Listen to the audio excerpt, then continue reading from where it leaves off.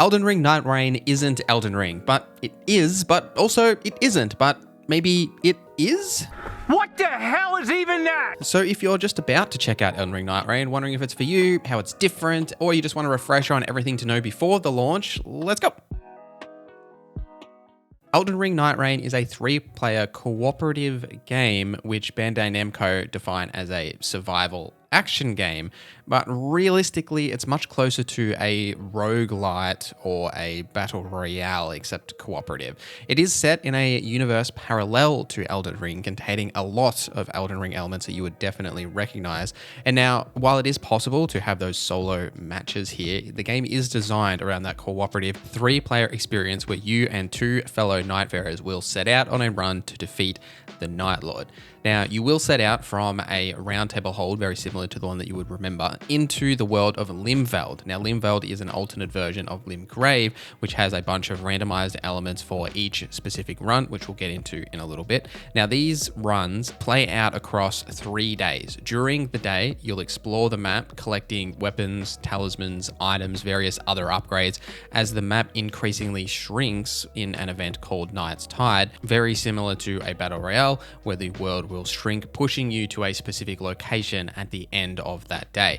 Now, when the night does happen, a boss will then spawn that you and your team will then defeat in order to kick off the next day, and then you'll need to do this again on day 2. But at the end of day 2, after defeating that boss, you'll end up in the staging area for the final challenge, the Night Lord. Whether you defeat the Night Lord or it defeats you, you won't be able to take any of the gear you collected from each run with you back to the Roundtable hold. You will collect relics and currency called Merc that you can take back with you that can then be slotted into each character, and we'll talk more about that in a little bit. But speaking of those characters, there are 8 Nightfarers to choose from at the launch of Elden Ring Nightreign. Now, I do have a video that goes through every single Nightfarer and every single bit of information that we know about each one, so I won't want to rehash that entire video here, but to give you a bit of background on each of the characters, Wilder is a melee focused all-around hero that starts with a greatsword and a small shield, but has a lot of flexibility in how you can take his kit on each run,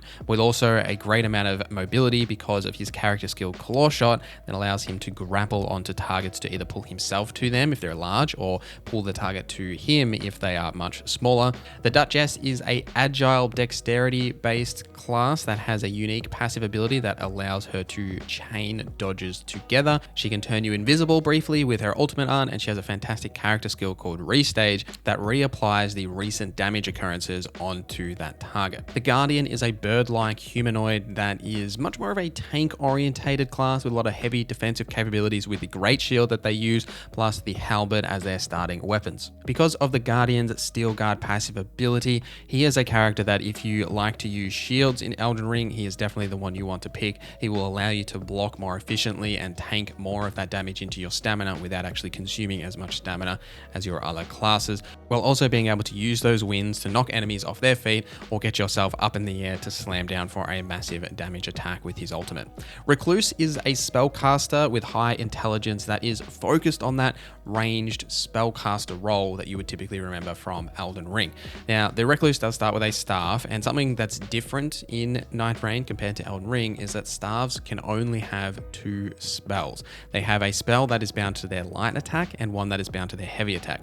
For the Recluse, this is starting with Glintstone Pebble and then starting with Glintstone Arc on their heavy attack. Every staff that you find while out on a run will have a similar concept of having 2 spells, one bound to the light and one bound to the heavy. So part of that playstyle, if you want to play as a caster, is trying to find staves that have really valuable spells equipped on them that also has good scaling, so you can actually get the maximum damage out of them. The Recluse can also consume elemental residues to replenish their FP so that you never run out. You can always cast spells, and then once you've collected 3 elemental residues, you can then cast Magic Cocktail to deal a certain unique spell depending on the residues that you withdrew, to deal damage, maybe a little bit of heal or a little bit of support buffs, depends on the residues that you withdrew. Eye is a support range class focusing heavily on using the bow. Now, what's different here in Nightreign as well is that with the Archer, there's a brand new targeting reticule. You will have much faster arrow firing, plus there are no arrows to collect, you just have unlimited amounts of ammo. And there's a new strong attack, which is a shotgun blast, like 3-step fire, as well as being able to now critically hit or backstab with the bow as well. So if you like that bow playstyle from Elden Ring, Iron Eye is definitely the option to go with, but I do personally think he's going to be quite a popular character because being able to deal damage from range and sticking away from enemies to keep yourself alive is obviously valuable, but also the passive ability Eagle Eye, his keen observation increases enemy drops, so when Iron Eye is in your party, his passive ability will increase the quality of the drops that enemies drop on each daily run. Raider is similar to the Guardian in that they are a very strength-focused Nightfarer, except the Raider is much more heavy offense. Rather than a shield, you'll just start with the Raider's Great Axe, which is a two-handed axe that they'll wield as starting with in each encounter. Now, their abilities here are heavily focused on enduring attacks and taking damage because they have a high amount of poise and the fighter's resolve as their passive ability, meaning that they can't be knocked down while using Retaliate, which when you use Retaliate, if you tank a hit from an enemy, you'll be able to follow up with a high damage follow-up attack. The Executor is one of the previously unknown Nightfarers in Elden Ring Nightreign, but they recently put out a trailer showcasing the Executioner's abilities and a little bit more about the character, conveniently right after I made my Nightfarer video. Thank you, FromSoft. From what we can gather from the trailer and also the live stream that just occurred with a couple of streamers, Executioner has ties to the Crucible and is typically leaning into a dexterity-based playstyle with the Katana as well as Arcane. Their abilities revolve around that additional sword at their hip. The Executioner can pull out that sword and deflect the attacks from the enemies, which will charge up that sword seemingly, and then they can swing it back at them. I'm not sure if this is like a holy damage attack or what sort of damage it's actually doing when they do charge it up and swing back at the enemy, but it does look pretty sick nonetheless. And the ultimate ability here is a aspect of the Crucible incantation seemingly, where the Executioner turns into some sort of a beast, a wolf, a dog, a turtle. It's something, but it does look very cool, and hopefully it will be as overpowered as it looks. And the Revenant, we know even less about. This is the secret summoner role that FromSoft have been hiding from us as viciously as they can.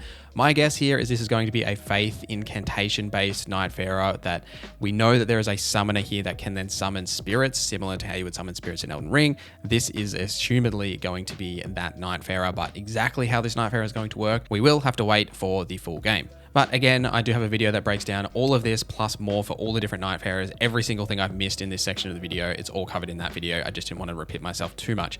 But something to note is that each of these Nightfarers have that passive skill, a character skill, and ultimate, and they also have these different movement abilities that are different to Elden Ring. So there is now like a wall ride / wall jump, being able to like leverage yourself to jump up like small distances. You've also got no fall damage in Nightreign, so you can jump off anything you like. You unfortunately don't have Torrent with you in Nightreign, but sprinting has been significantly increased, and similar to how Torrent had those spirit jumps, you've now got Spectral Hawks that you can then use to follow the wind currents to move yourself around the map very quickly. Now, if your allies do go down, you'll also be able to revive them in combat by attacking them the same as you would an enemy, but the more times they go down, the more attacks it will take to bring them back up. At launch, Elden Ring Nightreign will feature 8 Night Lords. Each Night Lord has a different bosses that will appear at the end of each day that are seemingly on a random rotation, along with other changes that will occur in each run.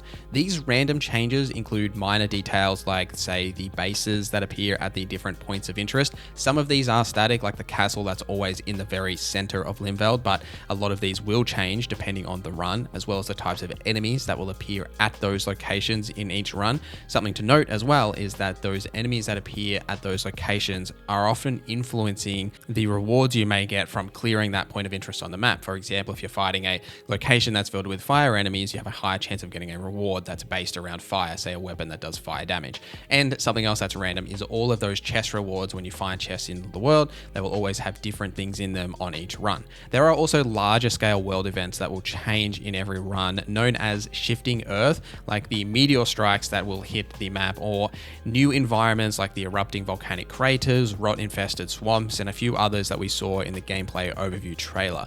Now, these shifting earth events are shown in the expedition select screen when you're selecting a run. So if you're trying to target certain ones or avoid certain ones, you can actually see them when you're on that expedition select screen. But you can also sleep sleep at your bed at the Roundtable hold, which will change the current shifting earth events that are occurring. But the flow for each run will still be the same regardless of these random events. Essentially, you'll land in Limveld, you'll spend that first day leveling yourself up, gearing yourself up, trying to find new gear and upgrades and everything, and then you'll go to that end of that first day, defeat that boss, do that first cycle again, level yourself up, defeat that second boss, and then on to the Night Lord. Once you're back at the Roundtable hold, this will serve multiple purposes in Elden Ring Nightreign, for story and also for your progression. So because at the end of each run, you'll lose access to all of the weapons and everything you've collected, the primary progression in Nightreign will come from the relics and the merc currency that you receive at the end of each run.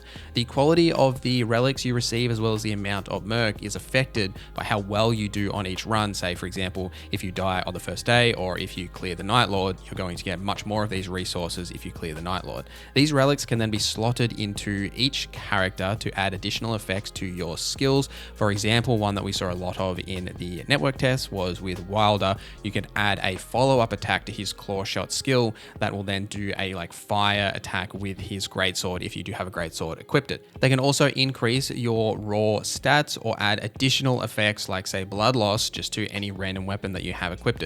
Each Nightfarer has 3 relic slots that are of specific colors, but it will be possible to change the colors of those relic slots via the merc currency by trading with the jar vendor at the Roundtable hold. You'll be able to change the characteristics of your relic slots. You will also be able to buy emotes or additional relics or probably more things from this vendor at the Roundtable hold. Also worth noting as well, at the Roundtable hold you can change the skin for each Nightfarer, and right at this very minute we are unaware of a microtransaction store linked to these skins, but don't hold your breath. Another core element of the Roundtable hold is also how the story will be told. Now, unlike Elden Ring or other FromSoft games where typically you get those story fragments through just the progression through the world and reading item descriptions, a lot of the story will come from these Nightfarers themselves. Now, each Nightfarer will have a journal that they can interact with, which will give them pieces or fragments of lost memories of where these Nightfarers were before they ended up in this situation. This will also include playable sections of memories where the Nightfarers will then be able to go back and learn about their past, and these can then also evolve into objectives that specific Nightfarer will need to do in Limveld on specific runs. An example that has been given through the IGN first was for Iron Eye when they progressed the story for Iron Eye to a certain point. Out on Limveld on a run, they had to go to a specific location and defeat a mini boss that only appeared for Iron Eye at that specific location while you had that objective active. They then got an item from that boss that then they could take back to that memory and then use that to progress that personal story for that Nightfarer further. So the story of Elden Ring Nightreign will be told through these fragments, specifically through these Nightfarers, learning about their origins, their purpose here, where they came from, and then also what's actually happening in this greater narrative of Limveld in this alternate version of Elden Ring and the lands between. The release date for Elden Ring Nightreign is set as May 30 this year, coming to PC, PS5, PS4, Xbox Series X, and Xbox One, and it is just around the corner. Now, also, something you may know is that the Switch 2 is launching this year, which Elden Ring is actually coming to the Switch 2, and being that Nightreign is still coming to PS4 and Xbox One, I wouldn't be surprised if we also get an announcement of Elden Ring Nightreign coming to Switch 2 at a later date as well. Now, speaking of all of these platforms and wondering if, say, maybe you have a PS5 and a PC like I do and you're not sure exactly where to play it, because this is an online cooperative game, definitely worth finding out where your friends are going to play it, because at this point it has been announced that there will not be cross-platform play with Elden Ring Nightreign. What this will mean is that if you're playing on PC and your homies are playing on Xbox, you won't be able to play with them. So do consult with your friends before picking up Elden Ring Nightreign. I will be playing on PC if you want to play with me in the future, but let me know your thoughts on Elden Ring Nightreign in the comments down below. Are you excited for this release? Are you going to play it on what platform? Are you playing solo with friends? But thank you for watching this video till the end. Thank you to our members for supporting the channel. My name is NorZZa, and I hope you have a great day.